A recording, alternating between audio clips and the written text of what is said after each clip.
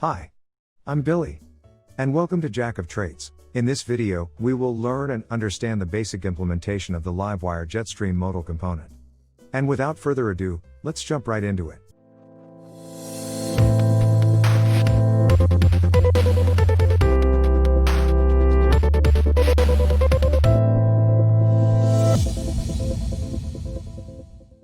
In the previous video, we used the Jetstream dialog modal component to display our modal component in our CRUD operation. This time we will tackle how in the world we can use these components quickly. Note that we are not going to be digging down through the Laravel source code. But instead, we are just going to emphasize how we can manipulate our Jetstream dialog modal to understand its usage. So go ahead and open up Resources, Views, Vendor, Jetstream, Components. Look for the file called dialogmodal.blade.php. As you can see, inside the XJet modal markup, we can see that there is a title, content, and footer variables. We can inject any HTML, Blade components, Livewire components, or any data that are parsable by the Blade templating engine through these variables. Since the Jetstream dialog modal is still just another Blade file, we can parse all the variables we pass inside, just like using Blade files to display our views in our Laravel application. Another thing is, do not be confused with the XJet word that you see in any Jetstream components. Just think of it as another Laravel invention that allows Laravel to distinguish the type of markup they are dealing with when it comes to parsing the Blade file. They just use the XJet word to identify that it is a Jetstream markup. Let us take the Jetstream dialog modal component we used in our delete functionality as an example, and open up our pages.blade.php to see what we did here. The title, content, and footer variables will allow you to display any Blade views in your Jetstream dialog modal.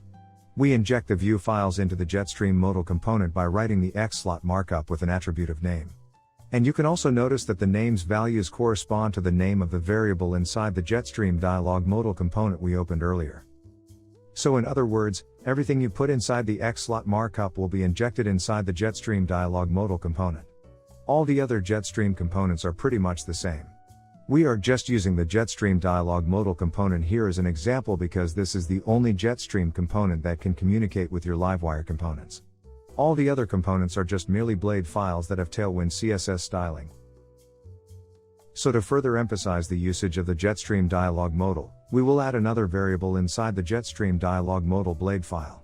Note that I would not recommend updating your Jetstream components. But for the sake of example, we will add a custom variable inside our Jetstream modal component and call it another content.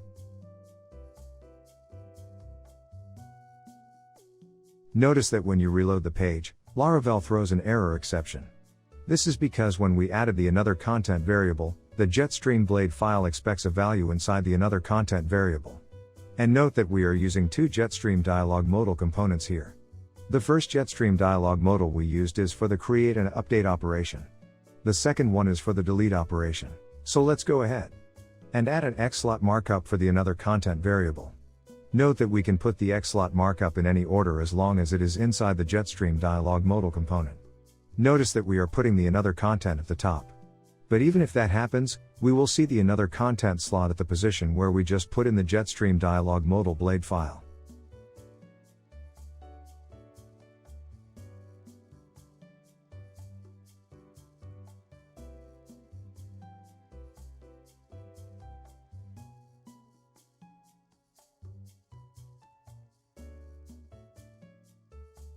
As you can see, we are able to display the contents inside our custom added variable. And even if we put it anywhere inside our Jetstream modal markup, it will retain its position based on what we specified in the original Jetstream dialog modal Blade file. Even if we only touched one topic for a Jetstream component. It's pretty much like the other Jetstream components you can find inside your Laravel 8 applications.